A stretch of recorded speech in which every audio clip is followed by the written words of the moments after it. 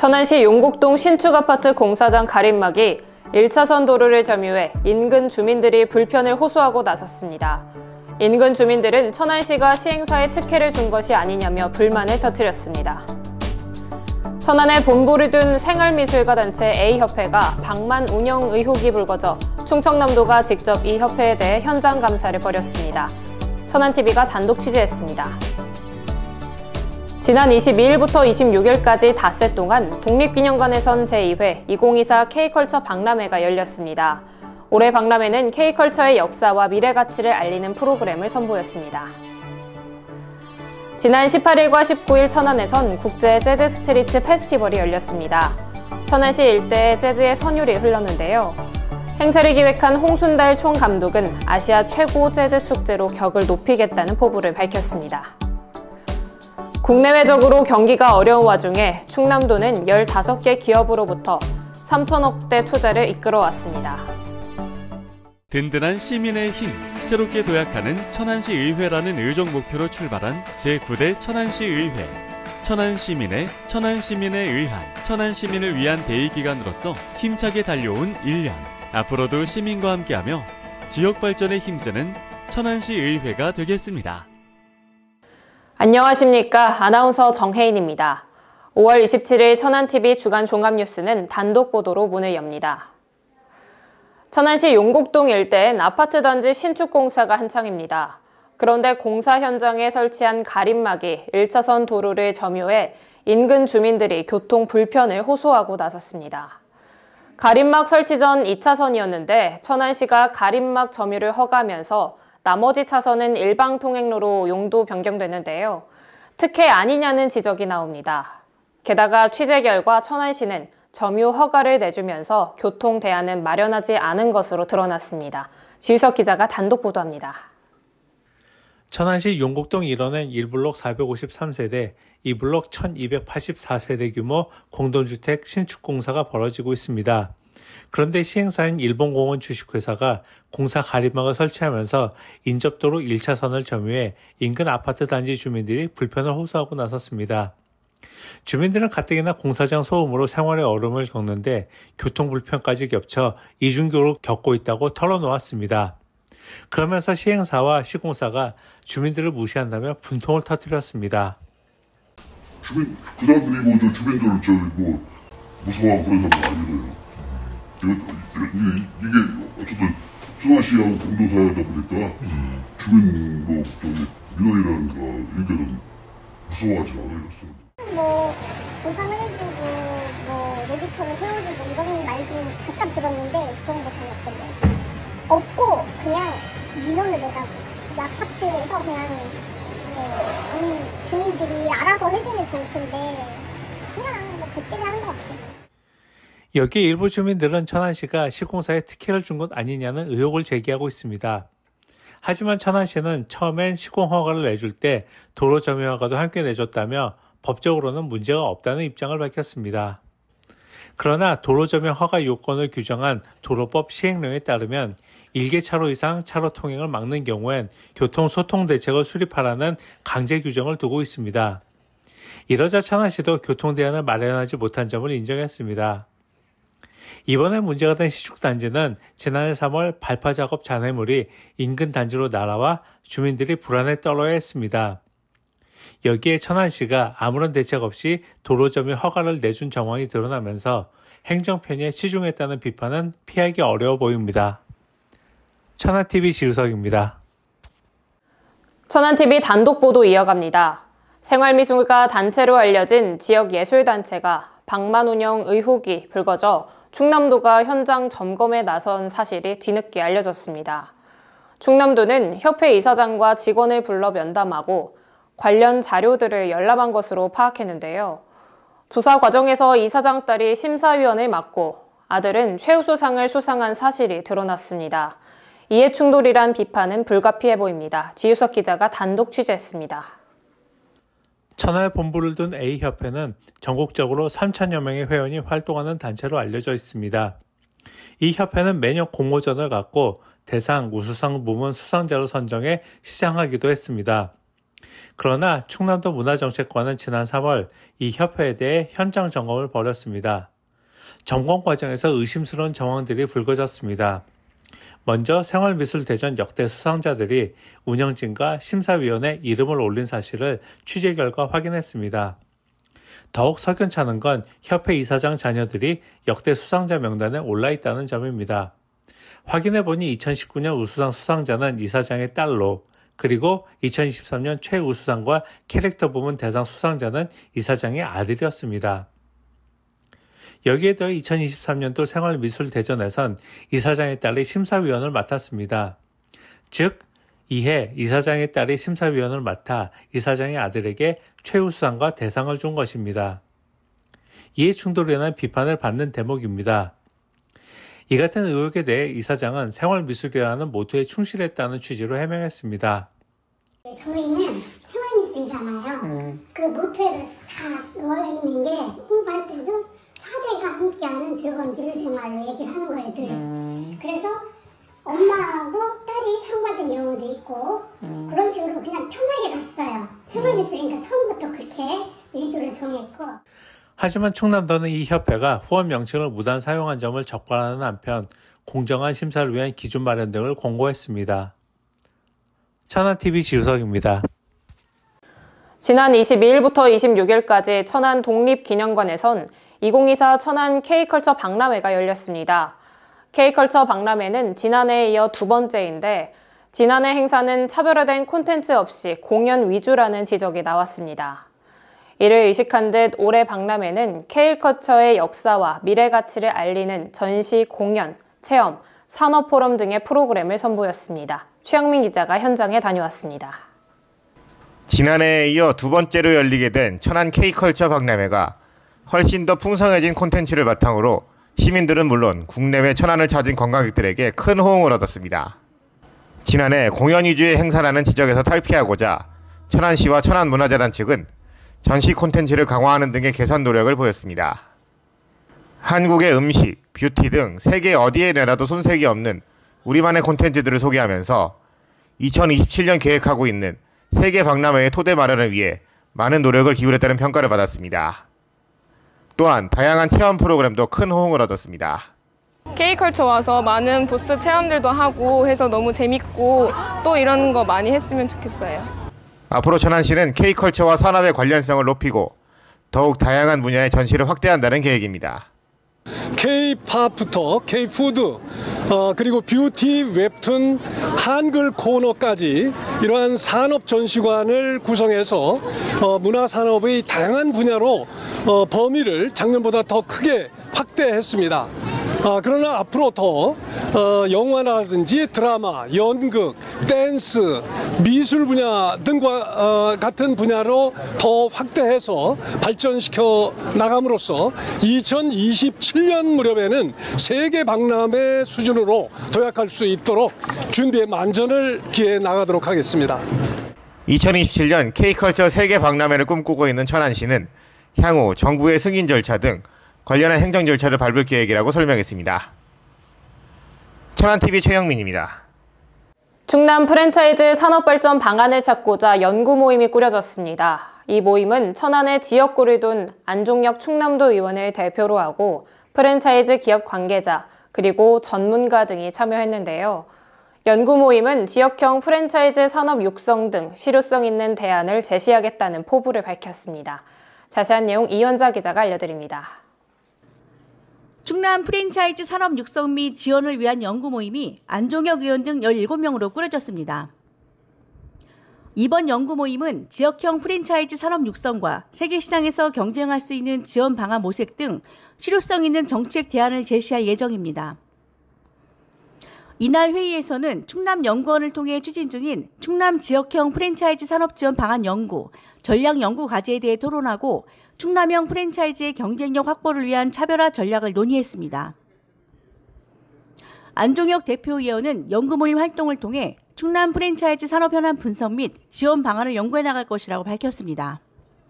라이센스로 넘어가게 되면은 로열티를 받는 거기 때문에 이게 산업화된다면은 해외에 진출하고 해외에서 라이센스 비용을 막 가지고 저희가 굉장히 고부가가치를 생산할 수 있는 아주 좋은 전 산업이라고 생각하거든요. 전국 지자체 중에서는 아마 최초로 진행이 되고 있는 걸로 제가 알고 있습니다. 천안TV 이현자입니다. 지난 18일과 19일 이틀간 천안 불당동 시민체육공원에선 천안국제 재즈 스트리트 행사가 열렸습니다. 이번 행사엔 국내외 재즈 음악가 270여 명이 참여해 천안 거리를 재즈 선율로 가득 채웠는데요. 이번 행사는 일본 최대 재즈 축제로 알려진 다카츠키 재즈 스트리트에서 영감을 얻은 것으로 알려졌습니다. 이번 행사를 기획한 홍순달 음악감독은 다카츠키에 버금가는 행사로 키우겠다는 포부를 밝혔습니다. 최영민 기자가 재즈 선율 속으로 안내합니다. 2024 천안국제 재즈 스트리트가 지난 18일과 19일 양일간 천안시민체육공원 일원에서 열렸습니다. 지역은 물론 국내에서도 수준급 뮤지션으로 인정받는 홍순달 예술감독의 주도 아래 43개 팀 270여 명의 뮤지션들이 참여한 이번 행사는 천안 시민들에게 익숙치 않았던 재즈라는 장르를 널리 알릴 수 있는 계기가 됐습니다. 특히 이번 행사는 일본 오사카 지역에 위치한 다카츠키시에서 열리고 있는 재즈 스트리트를 모델 삼아 진행됐습니다. 다카츠키시에서는 행사가 열릴 때면 지역의 역 앞이나 공원, 거리 모퉁이, 상점, 레스토랑, 심지어 버스 안에서까지 라이브 공연이 펼쳐지면서 행사 기간 내내 재즈 음악 소리가 끊이지 않는다고 알려져 있습니다. 천안에서 열린 행사에서도 가족과 연인, 친구들이 함께 음악을 즐기는 모습을 볼 수 있었고 주최 측에서는 푸드트럭도 함께 준비해 관람객들에게 편의를 제공하기도 했습니다. 행사를 주도한 홍순달 총예술감독은 이번 행사의 보완점을 거울 삼아 일본 다카츠키 재즈 스트리트에 버금가는 천안의 국제 재즈 스트리트를 앞으로 만들어보겠다고 말했습니다. 것처럼 32만 명인 도시에 약 평균 10만 명 이상, 올해는 말로는 15만 명 정도가 찾아왔다 그러는데, 그곳에서 공연한 장소가 올해는 60군데, 뮤지션이 4,500명인가 5,000명, 그 다음에 밴드가 880개 정도의 밴드가 참여를 했다고 얘기를 합니다. 1,500개 정도의 밴드가 출연을 원하는 그러한 페스티벌이 됐고요. 같이 만들어 나간다는 것들을 해야 국내에도 정착이 될 것 같아요. 그래야 이게 상가들이 번성하고 번영하고 상가들의 어쨌든 경제적인 도움과 같이 더불어서 하는 그러한 천안국제 재즈 스트리트를 만들고 싶은 것이기 때문에 이번 행사를 주도한 사단법인 국제재즈교류협회는 앞으로 이 행사를 좀 더 확대해 천안은 물론 인근 아산까지 재즈의 물결로 물들인다는 계획입니다. 천안TV 최영민입니다. 충청남도가 15개 기업으로부터 3,609억 원의 투자를 이끌어냈습니다. 경기 침체로 국내외적으로 기업 투자 환경이 어려운 상황인 점을 감안해 볼 때 이번 투자 유치는 값진 성과라는 평가를 받고 있습니다. 충남도는 이번까지 합해 김태흠 지사 취임 후 2년 동안 국내외 투자 유치가 161개 기업 19조 원에 이른다고 밝혔습니다. 조인옥 기자가 자세한 내용 알려드립니다. 세계적인 경제 침체로 인해 기업들의 투자 환경이 녹록치 않은 가운데 충청남도가 15개 기업으로부터 3,609억 원의 투자를 이끌어냈습니다. 충남도는 지난 22일 충남도청 대회의실에서 김동일 보령시장 등 지자체장들과 양주호 SNSINC 대표 등 기업 관계자들이 참석한 가운데 투자 협약식을 가졌습니다. 이들 기업들은 협약에 따라 보령과 아산 등 도내 8개 시, 군 산업단지에 총 3,609억 원을 투자해 공장 신증설 및 이전, 국내 복귀 등을 추진할 계획입니다. 특히 보령에는 자동차 부품 업체인 SNSINC가 165억 원을 투자해 관창 일반 산단 2,785제곱미터 부지에 공장을 증설합니다. 아산 신창 일반 산단에서는 자동차 차체 부품 업체인 명진테크가 900억을 투자해 현재 중국에 위치한 공장을 이전하고 철근 가공업체인 두성철강산업이 200억을 투자해 공장을 신설합니다. 충남도는 이들 기업들이 생산을 본격화하면 5,101억 원의 생산 효과와 1,116억 원의 부가가치 효과, 1,082명의 고용 창출 효과가 발생할 것으로 내다봤습니다. 김태흠 지사는 이날 협약식에서 기업인 여러분들이 성공신화를 이어갈 수 있도록 지원을 아끼지 않겠다고 말했습니다. 천안TV 조인옥입니다. 대한민국 청소년 박람회가 지난 23일부터 25일까지 2박 3일 동안 천안시 목천읍 국립중앙청소년수련원에서 열렸습니다. 청소년이 만드는 세상, 더 큰 대한민국이란 주제로 열린 이번 박람회는 수련시설에서 처음 열렸는데요. 이번 박람회가 지역 청소년 시설 인프라의 우수성을 알리는 계기가 됐다는 평가입니다. 이현자 기자가 보도합니다. 제20회 대한민국 청소년 박람회가 23일부터 25일까지 목천읍 국립중앙청소년수련원에서 열렸습니다. 여성가족부와 천안시가 주최 주관한 이번 행사는 2005년부터 청소년을 주제로 진행된 박람회입니다. 청소년이 만드는 세상, 더 큰 대한민국이라는 주제로 열린 이번 박람회는 기초단체로는 최초로 천안시가 단독 주최하며 눈길을 끌었습니다. 또한 20주년을 맞아 디지털 기술을 활용한 드론 축구대회, 가상현실 피구 경기 등 경연대회로 마련됐으며 300여 개의 주제별 현장 체험활동 공간과 특별 체험활동 공간이 운영됐습니다. 첫날 열린 개막식에는 신영숙 여성가족부 차관을 비롯해 박상돈 천안시장, 김태흠 충남도지사, 김지철 교육감, 정도희 천안시의 의장을 비롯한 시도의원, 청소년 단체 관계자, 천안을 비롯한 전국의 청소년 등이 참석했습니다.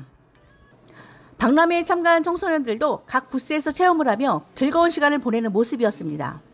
오늘 체험할 시간을 하는데 재미없었는데 댄스하는 것도 많고 댄스로 지금 많이 학교에서 활동하고 있어서 너무 재밌었어요. 저는 중창으로 이 페스티벌에 참가했는데요. 이 페스티벌에 참가하게 돼서 너무 영광이고 기뻐요. 제20회 대한민국 청소년 박람회가 천안에서 유치하게 됨을 기쁘게 생각합니다. 특히 대한민국 청소년 박람회는 충청권에서 처음으로 열리게 되었습니다. 약 300여 개의 컨텐츠가 있어서 우리 학생들에게 좋은 체험회장이 될 것이라고 기대하고 있습니다. 천안시 최초의 청소년 축제를 개최한 만큼 천안의 역사와 문화적 유산을 전국에 알리고 청소년들이 미래에 대한 확신을 갖게 될 것으로 기대가 모아지고 있습니다. 천안TV 이현자입니다.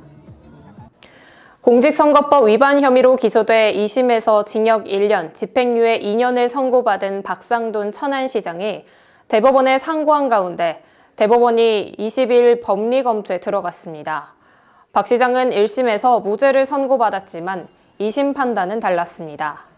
2심 재판부인 대전고법 제3형사부는 시정 홍보용 영상 기가돈이 제작이 공무원 지위를 이용한 선거운동이라고 봤습니다. 또 공보물의 인구 50만 기준을 누락한 점에 대해선 미필적 고의가 있다며 무죄를 선고한 원심을 깨고 징역 1년, 집행유예 2년을 선고했습니다. 만약 대법원이 2심 판단을 유지하면 박 시장은 시장직을 상실합니다. 건강보험 본인 확인 의무화 제도가 지난 20일 시행에 들어갔습니다.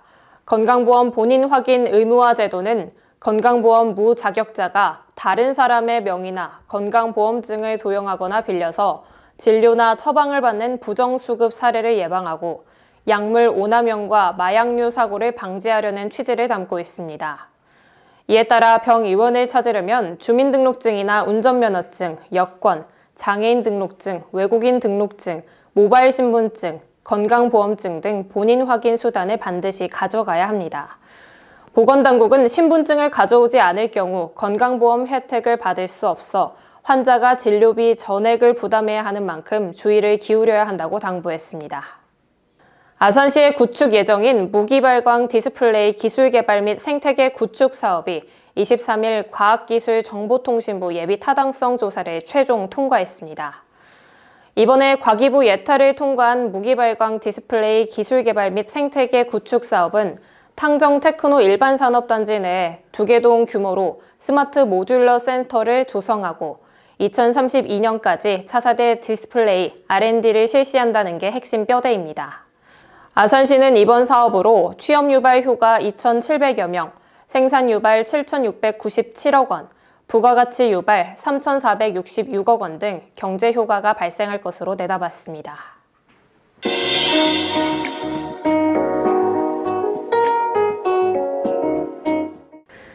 천안TV 초대석 이번 시간에는 재선 충남도 의원 출신이시면서 최근에는 지난 4.10 총선에서 무서운 돌풍을 몰고 온 조국혁신당의 충남도당 위원장으로 또 다른 행보를 시작한 이공휘 위원장님과 함께 다양한 이야기 나눠보도록 하겠습니다. 안녕하세요. 네, 안녕하십니까. 네, 반갑습니다. 네, 반갑습니다. 먼저 충남도당 위원장 취임을 축하드립니다. 네, 축하드리고요. 조국혁신당은 지난 총선에서 전국적으로 돌풍을 일으켰는데요.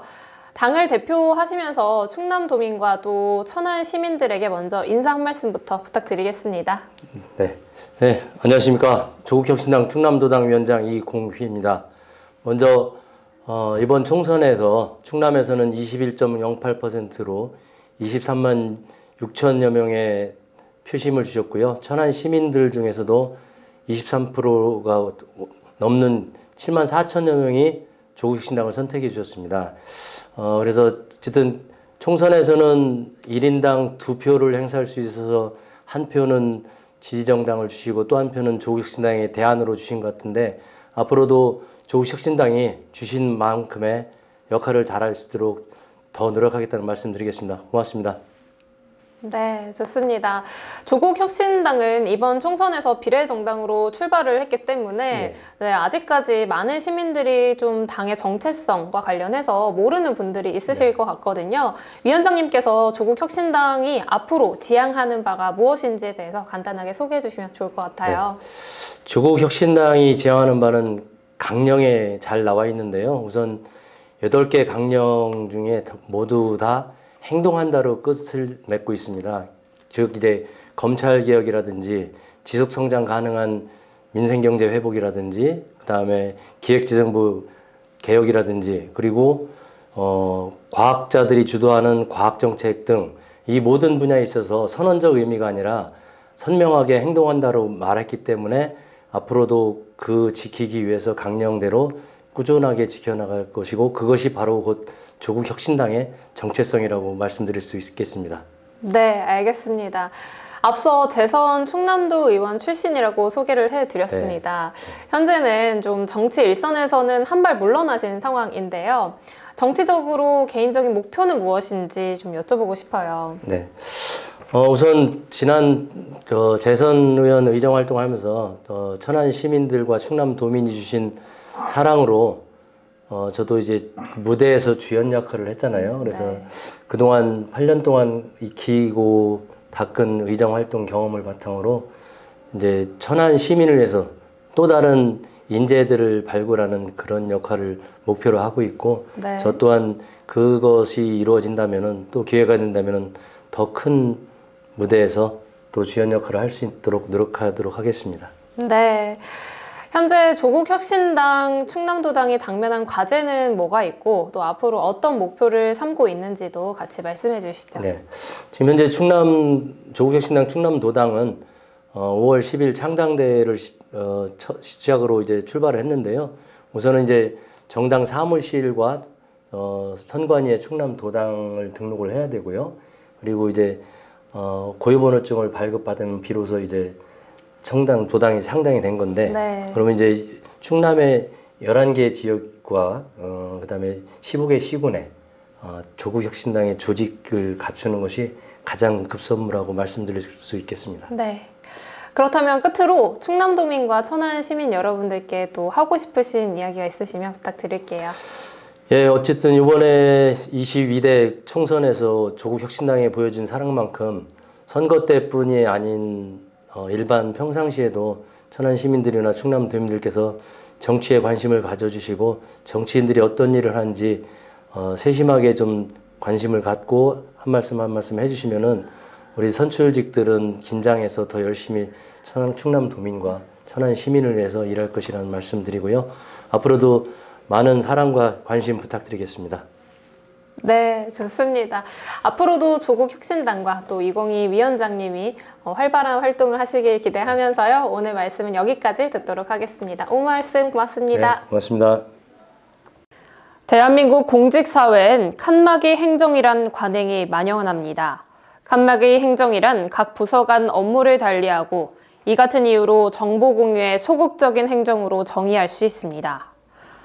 앞서 천안TV는 용곡동 신축 아파트 단지 공사 현장 가림막이 1차선 도로를 점유해 일대 주민들이 교통 불편을 겪는 실태를 전했습니다. 그리고 천안시가 가림막에 점유 허가를 내주면서 교통 대안을 마련하지 않았다는 사실을 확인했습니다. 그런데 저희가 이 사실을 확인하는데 적잖은 발품을 팔아야 했습니다. 신축 아파트 단지 허가는 공동주택 승인팀이 맡았고 신축 아파트 단지를 제외한 공원 관련 업무는 공원 녹직과 소관이었습니다. 그리고 가림막 1차선 도로 점용 허가는 허가과가 내줬고 동남경찰서는 일방통행로 방향을 정했습니다.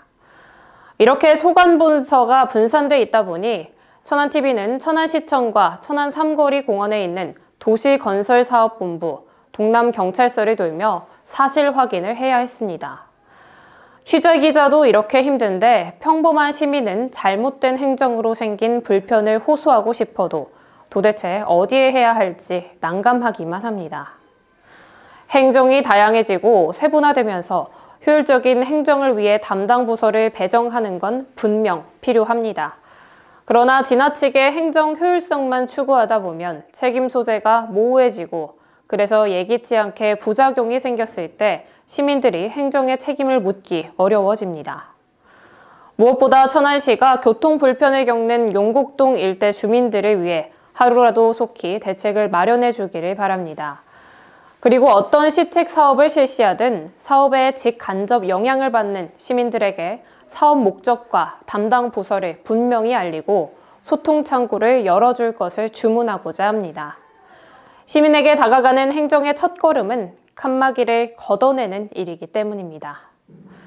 천안TV가 준비한 소식은 여기까지입니다. 지금까지 아나운서 정혜인이었습니다. 시청해주신 여러분 고맙습니다.